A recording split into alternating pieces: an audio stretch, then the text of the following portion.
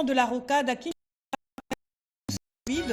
près de la détermination du gouvernement pour réguler la circulation routière, le numéro 1 de la ville-province de Kinshasa, Daniel Bumba, était sur place pour inspecter. Difficulté d'accès à l'eau potable dans les territoires de Kaemba, nous sommes là dans le Congo. La population est obligée de parcourir de longs trajets pour s'en la procurer.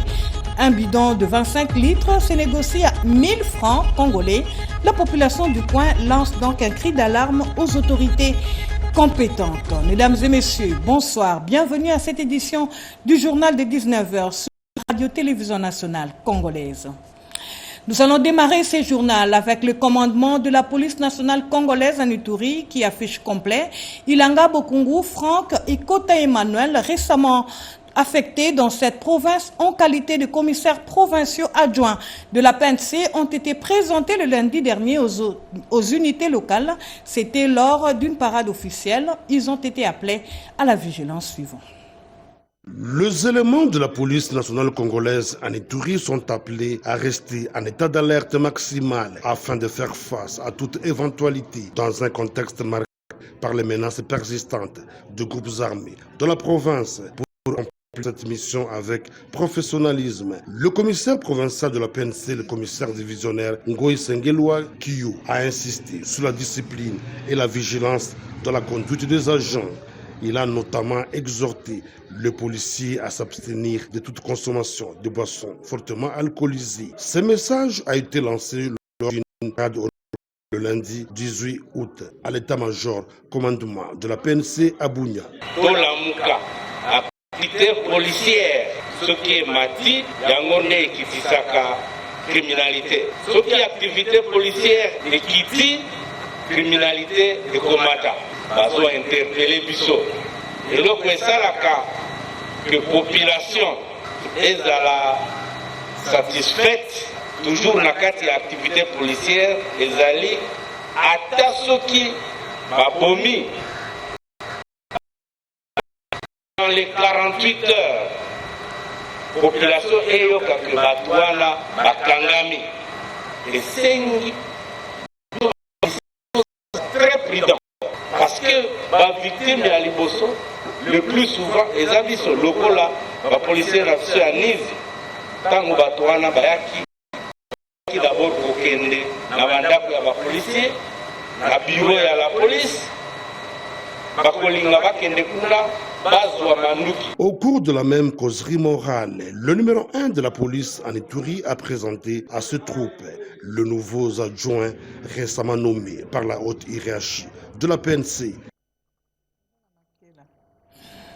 Le partenariat est fait entre RTNC et le gouvernement d'Ituri. Ce mercredi, le vice-gouverneur de l'Ituri d'intérim, Raus Tchaloui, l'a confirmé à travers une visite surprise. Ce média public, il a promis la dotation dans un bref délai de moyens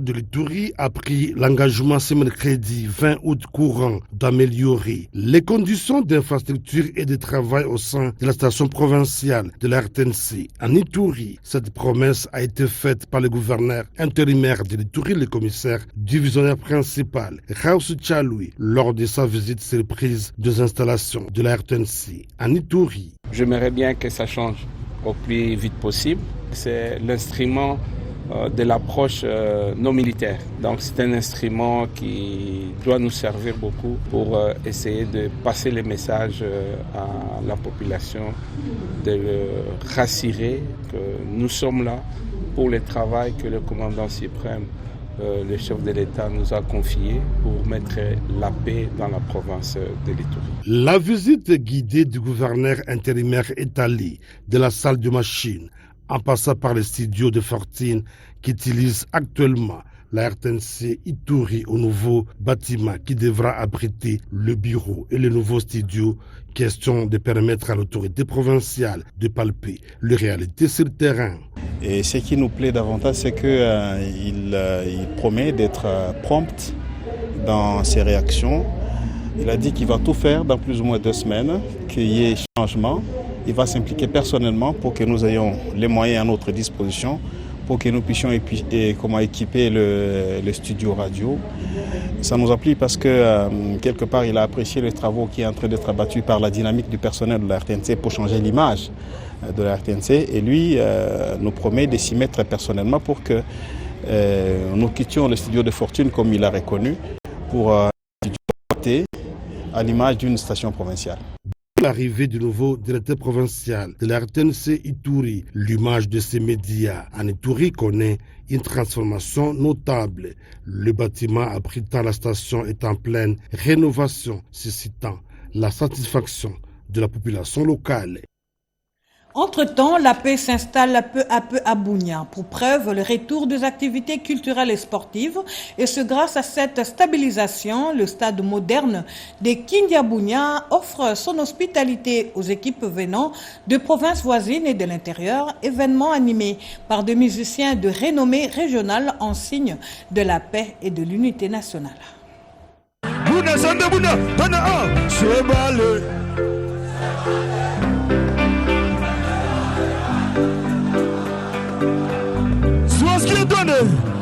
La ville des Bouillons, devenue en séjour un centre où la culture réunit les communautés. L'art des Mozart fait parler d'elle. Des musiciens venus de l'autre bout d'une mesure afin de redire Dembanya Mokali et le roi Simon Corneille.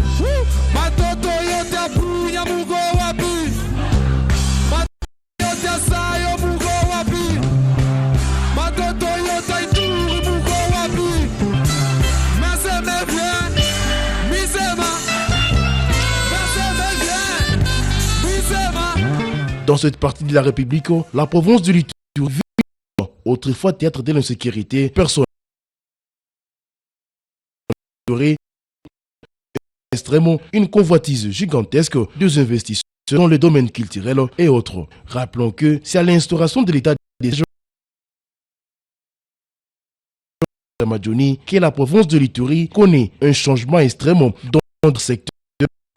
Les karaokés s'effectuent en toute sécurité à la grande satisfaction de la population à la cohésion nationale du président de la République de Tilombo.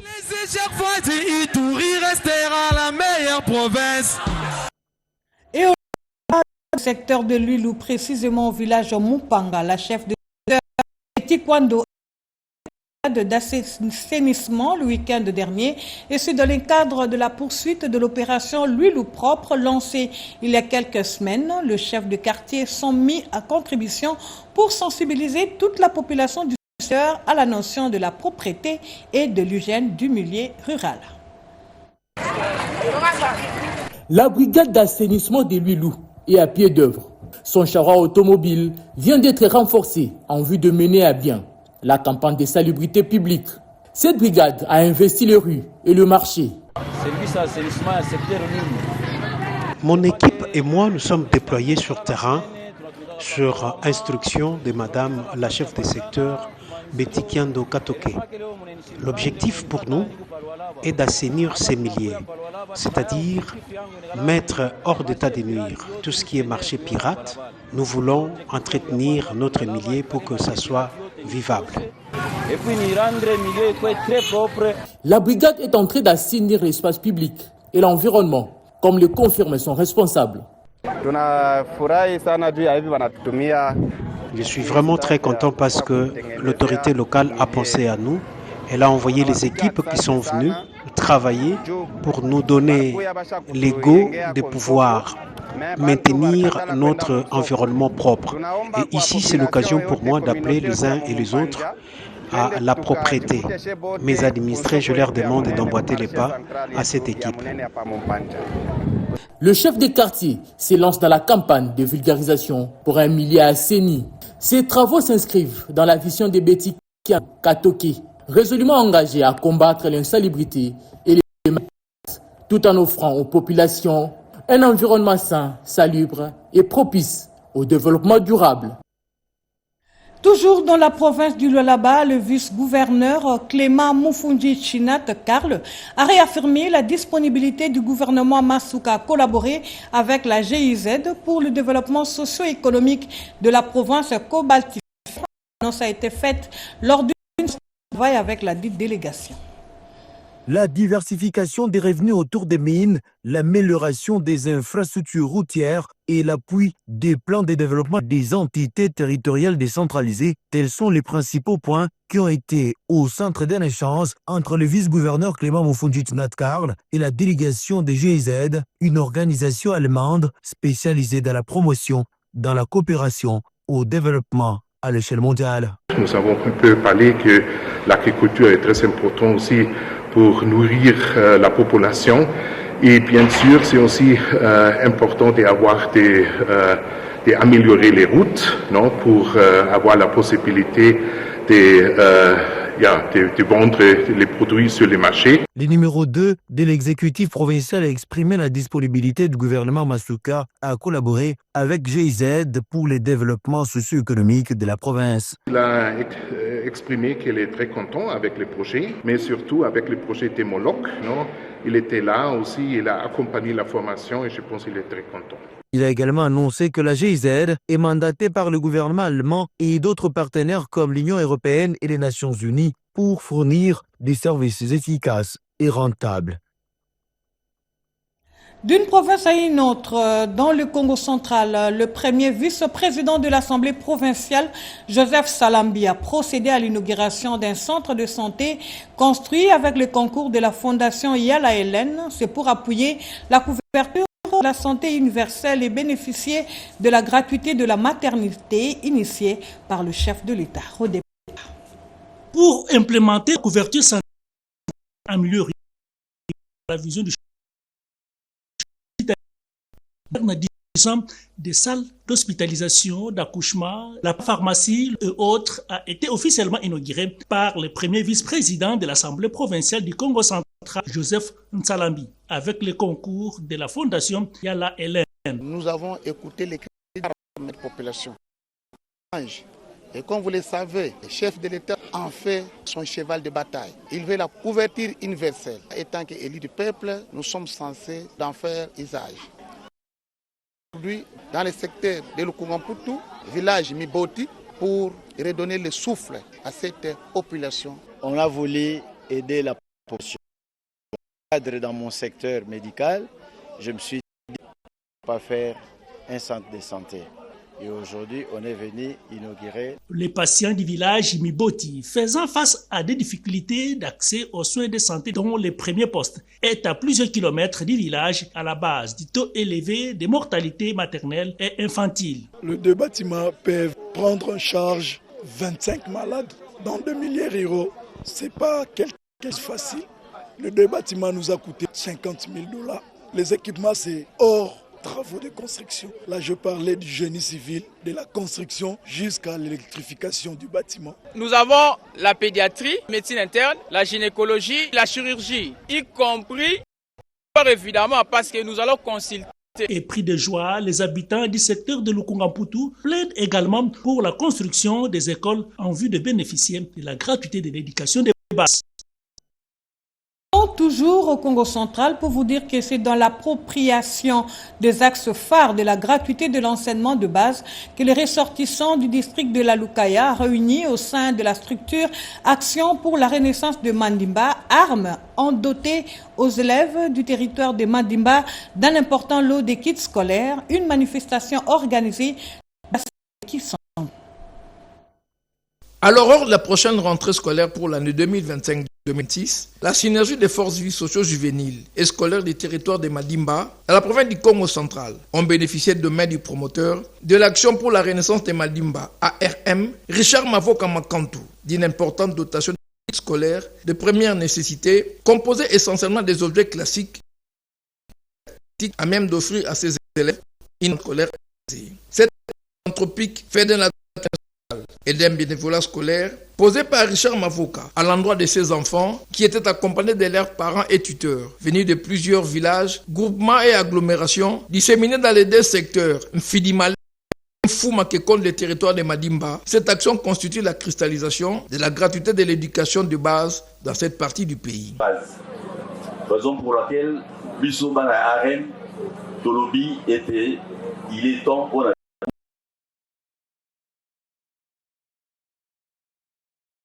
dans ce la gratuité de l'enseignement, que part aussi dans le volet et kit scolaire, mais il y a également certains matériels d'infrastructure qui peuvent également entrer dans le cadre de la vision du chef de l'État. L'accréditation de cet acte phare du chef de l'État dans ce secteur que soit dans la vie nationale a été saluée par les tuteurs des bénéficiaires à qui s'étaient joints les animateurs de diverses autres structures philanthropiques de Madimba et du Congo central. Démarrée par le territoire de Madimba, cette série d'actions philanthropiques d'altruisme socio-scolaire va s'étendre dans d'autres coins de la province du Congo central. C'était là un reportage de notre confrère Priero Mbouyou. Et dans le Haut-Ouélé, l'on parle de la lutte contre la présence massive irrégulière de sujets étrangers. La DGM est donc en pleine opération de contrôle et d'expulsion de ces étrangers. La deuxième vague a quitté Issiro le mardi 19 août, hier, dans une escorte des officiers de migration. Ils étaient au total une trentaine de sujets étrangers de différentes nationalités en séjour irrégulier, très refoulés de la République démocratique du Congo à partir de la ville d'Issiro vers leur pays d'origine, en passant par le poste frontière d'Aru à Ituri sous l'escorte des officiers de migration. C'était à l'issue de l'opération de leur identification et embarquement présidé le mardi 19 août 2025. Provincial de la Direction générale de migration DGM Haut-Ouélé par le ministre provincial de l'Intérieur, Dr Alexis Mbambela Sondoko, opération qui vise à débarrasser les Haut-Ouélé en général et les sites miniers des étrangers qui se livrent à cœur joie dans l'exploitation illégale des ressources minières avec d'importants dégâts environnementaux. Sur instruction du vice-premier ministre, ministre de l'Intérieur, qui a permis au gouverneur de la province de nous déléguer ici parce qu'il y a des sujets étrangers qui étaient en séjour irrégulier dans cette partie de la République. La DGM a bien fait son travail via son directeur provincial. C'est surtout ceux qui sont en séjour irrégulier. Dès qu'ils sont mis au territoire national et que chacun à son tour régularise sa situation, il peut revenir sans problème. Sachez que les étrangers sans papier expulsés ce mardi et constituant la deuxième vague ont été retirés des territoires de Wamba, Ouacha et Faradj après la première vague intervenue le 11 août dernier. Entre-temps, la situation reste préoccupante dans les territoires de Kaemba. Nous sommes là dans la province du Kwango. La population est confrontée à une pénurie d'eau. Elle est obligée d'acheter un bidon de 25 litres d'eau à 1000 francs, d'où ce cri d'alarme suivant.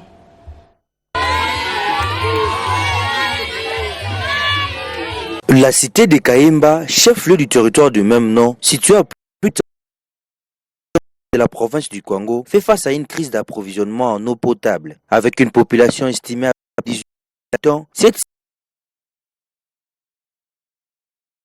quotidien des habitants. Sur les témoignages recueillis par la cité ne dispose que d'un nombre très limité de bornes fontaines réparties à travers les 6 quartiers. Pour se procurer un bidon de 25 litres, il faut débourser jusqu'à 1000 francs congolais.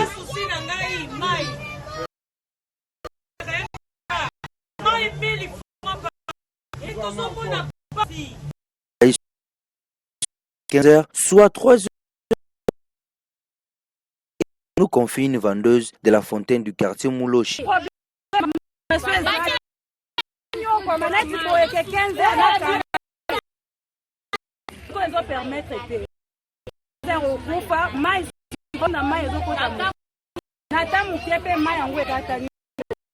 Il faut d'un accès régulier, les scènes de bousculade venues à pose parfois là où la patience peine à garantir une répartition équitable de cette ressource vitale. Face à cette situation, le ton de la cité de Kaemba lance un cri d'alarme à l'endroit des autorités provinciales et nationales. Il plaide pour un renforcement des moyens logistiques et techniques alloués à la régie des eaux pour l'installation de nouvelles bornes fontaines, l'allongement des heures et surtout l'implantation des forages pour aux besoins de la cité. Nous sommes à la veille de la rentrée scolaire. Le directeur de l'éducation Quilou 2, Jean-Pierre Yoy Bokete, d'établissement et les cadres de secteur, c'est pour le respect strict du calendrier scolaire 2025-2026. Chimène Dondo. À quelques semaines de la rentrée scolaire 2025-2026, le directeur provincial de l'éducation nationale, Kwilu 2, Jean-Pierre Yoy Bokete, a réuni à Kikwit le chef d'établissement et cadres provinciaux de l'éducation pour une rencontre sur la vulgarisation du calendrier scolaire pour cette année nouvelle qui pointe à l'horizon 2025-2026 et le rappel strict de règles pour garantir une rentrée apaisée et bannir les mauvaises pratiques, les antivaleurs dans le milieu scolaire. Les chefs d'établissement sachent qu'ils doivent faire les inscriptions gratuitement. Un chef d'établissement ne peut réinscrire l'enfant pour dire que l'enfant qui a étudié dans la même école puisse encore être réinscrit. Non, parce qu'il y a les palmarès qui confirment déjà cet enfant donc dans cette école. Aucun chef d'établissement ne peut demander des acomptes au niveau des parents. Les acomptes de frais scolaires, de paiement de frais scolaires. Au niveau primaire, aucun enfant ne peut payer l'argent. Pas de discrimination pendant l'inscription. Et aucun chef d'établissement ne peut vendre des fournitures scolaires. Le ministre de l'Éducation nationale et Nouvelle Citoyenneté, Raïssa Malou, rappelle à tous les responsables éducatifs à tout le niveau de mettre en pratique toutes les instructions données au niveau national pour que la rentrée scolaire de cette année soit effective. Le gouvernement de la République s'est engagé pour l'amélioration des conditions de travail et les enseignants doivent faire leur part. Entre-temps, les élèves du quartier Kimwenza se préparent déjà. Dans la commune de Mongafula, ces élèves se sont appropriés les bonnes manières pour garder leur environnement scolaire salubre. C'était au cours d'une journée de sensibilisation organisée pour lutter contre l'insalubrité en milieu scolaire, nous dit Joséphine Liondo à travers ces images. Lutte contre l'insalubrité en milieu scolaire, près d'une centaine d'enfants ont été sensibilisés à l'importance de préserver la propriété de leur environnement immédiat. Une initiative pédagogique qui place les élèves au cœur du changement en les sensibilisant dès le plus jeune âge. Les parents également conviés ont participé activement à cette journée organisée à Mongafula. Maman Titi nous a exhortés à garder notre environnement. Si nous rendons notre environnement insalubre, personne ne peut l'arranger. Nous avons la responsabilité de montrer à nos enfants où jeter les déchets, que ce soit à l'école ou à la maison.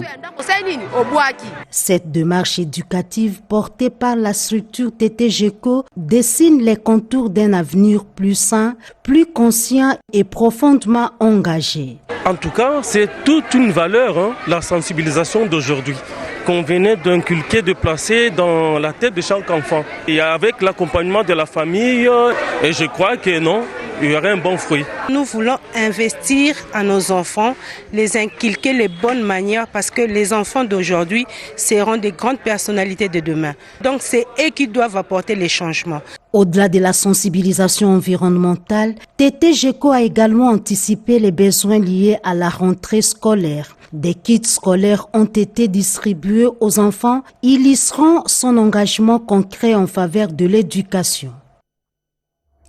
Au chapitre de la rentrée scolaire toujours, les familles de déplacés dans le Kasaï central et des autres personnes vulnérables ont bénéficié des fournitures scolaires. Ce geste porte la marque de la force du génie congolais. Cédric Kenina. Cette maxime s'applique bien dans le Kasaï central. À travers son envoyé spécial Génie Kandemou Kendi, président de la force du génie congolais pour l'avenir, Barnabé Mouakadi revient pour la 3e fois à la rescousse des nécessiteux de la province du Kasaï central, précisément dans la ville de Kananga, avec une assistance, cette fois en fourniture scolaire, pour faciliter la rentrée des classes. Au total, 300 kits scolaires complets distribués à près d'une centaine d'enfants orphelins, pris en charge par la communauté des Maries, Mères de l'Espérance. 87 enfants albinos de l'association des albinos du Kasaï central, 13 enfants victimes des violences à Kananga et 100 autres sortis des rangs des déplacés des guerres. C'est l'appel de Dieu et les sociales prônées par son Excellence, Monsieur le Président de la République. chef de l'État Félix Antoine Tshisekedi. C'est ça notre mission, non seulement s'arrêter avec les kits scolaires, mais nous pouvons aller encore plus loin pour voir qu'il y a un problème dans des écoles que nous pouvons régler. C'est ça l'engagement de Barnabé Mouakadi et Jenny Kandé, l'amour du prochain. Ces gestes de solidarité de plus de Barnabé Mouakadi est posé dans le cadre de son engagement à travers sa fondation chrétienne à accompagner Félix Antoine Tshisekedi dans son la province du Kasaï central et celle de l'Équateur est la première phase de cette action humanitaire. Je le disais tantôt en titre, les travaux de construction des rocades de Kinshasa connaissent une évolution positive malgré les défis liés aux expropriations qui sont déjà en cours. C'est ce qu'on a constaté, c'est ce qu'a constaté, allais-je dire, le gouverneur de la ville, province de Kinshasa, Daniel Bumba Lubaki. Serge Melemata, nous en parlons. Les travaux de construction de la rocade se poursuivent normalement bien à Kinshasa. Le gouverneur de la ville, Daniel Bumba Lubaki, s'en est aperçu lors de sa descente sur le lieu. C'était bien avant le lancement officiel du paiement des indemnisations aux personnes expropriées dans le cadre du projet de rocade de Kinshasa. Aux côtés du ministre national des infrastructures et la ministre des Affaires foncières, le gouverneur de la ville de Kinshasa, Daniel Bumba Lubaki, a réaffirmé l'engagement des autorités locales à accompagner les citoyens affectés par ces projets d'utilité publique. Il a en outre salué la vision du président de la République, Félix Antoine Tshisekedi Tshilombo, qui pense aux Kinois en construisant des routes structurantes pour l'avenir de la capitale. Tous ceux qui ont été répertoriés seront indemnisés. Le gouvernement provincial est à vos côtés. Lancé ce jour, cette opération se poursuivra pour garantir l'accompagnement de toutes les personnes concernées par ces projets d'envergure. Autre moment fort de cette cérémonie a été la remise d'un chèque symbolique de 15 millions de francs congolais au bourgmestre de la commune de Mongafula, destiné aux premiers bénéficiaires. Ces gestes marquent les débuts concrets du processus qui se poursuivra progressivement selon la validation des dossiers par la commission interministérielle. Parlons de la cérémonie solennelle d'ouverture le lundi dernier de la deuxième session ordinaire des conseillers communaux de Mongafula, lancée par le président des conseillers communaux, Joshua Kassongo, en présence de bourgmestre de Mongafula. Autre détail dans ces éléments de reportage. Lundi 18 août 2025, journée consacrée à l'ouverture solennelle des sessions faisant partie séculaire qui rythme la vie de cette institution parlementaire. Le président Joshua Kassongo a présidé la cérémonie d'ouverture en présence du bourgmestre de Mongafula, du questeur de l'Assemblée provinciale de Kinshasa, des élus provinciaux ainsi que des différents invités à la manifestation. Le représentant des élus municipaux a démontré l'engagement de son institution pour le développement de la commune. Déterminé à redorer l'image de Mongafula, Joshua Kassongo a fait le point. Nous avons conscientisé les élus locaux, donc les conseillers communaux, à prendre le destin de la commune en main parce qu'il y a des élections qui s'approchent. Donc nous avons profité de l'occasion à l'ouverture de la session d'aujourd'hui pour interpeller les élus locaux à faire un choix convenable. Notre population, en fait, il devait rester vigilant. C'est vrai, continuer à nous interpeller, mais aussi devait attendre le choix d'un bon bourgmestre. Nous sommes là pour les écouter et aussi nous sommes là pour les représenter tels que nous avons été élus. Dans la ville de Mbandaka, à l'Équateur, vibre la semaine de la foresterie communautaire. Une table ronde multi-acteurs a ouvert les enjeux de gestion durable de forêts par les communautés locales. Autre détail avec Mimi Etaka.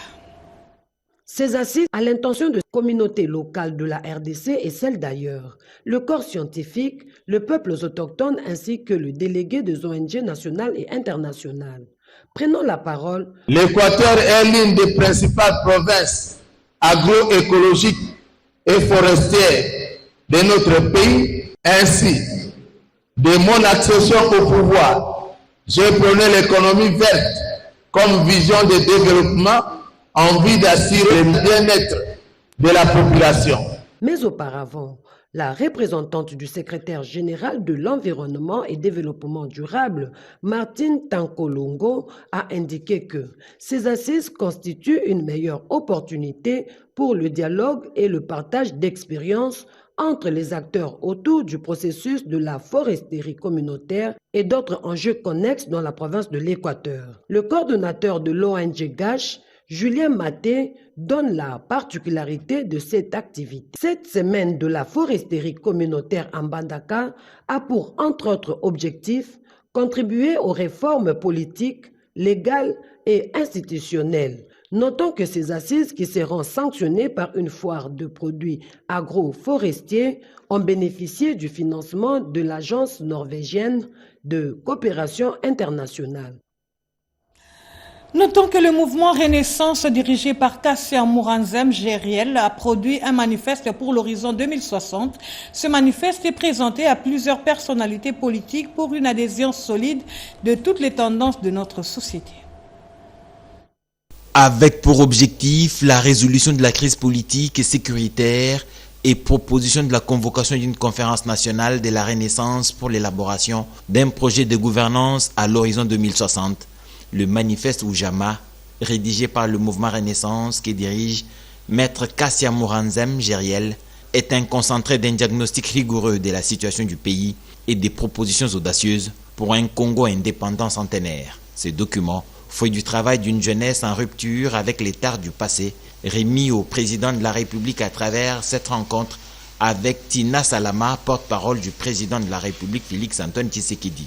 Dans une démarche citoyenne, le document a aussi été présenté au leader de l'Amouka, Martin Fayoulou Madidi, pour qu'il en soit informé. Cet exercice que le mouvement de la Renaissance s'est imposé lui permet d'entrer en contact avec toutes les personnalités du pays, politique, sociale ou du monde des affaires, afin que tous participent à l'analyse du manifeste Oujama, ce qui permettra de l'améliorer, mais surtout de les vivifier par la convocation de cette conférence nationale de la Renaissance. C'est la fin de ce journal coordonné par Angèle Mabiala-Landou. Il a été réalisé en harmonie entre Nono Monsekou et Ramadan Poki. Nana Mozazebo était à la rédaction. La prochaine édition, c'est dans quelques minutes, 20h, une présentation d'Anita Luambois. D'ici là, portez-vous bien et restez toujours branchés sur la nationale. Au revoir.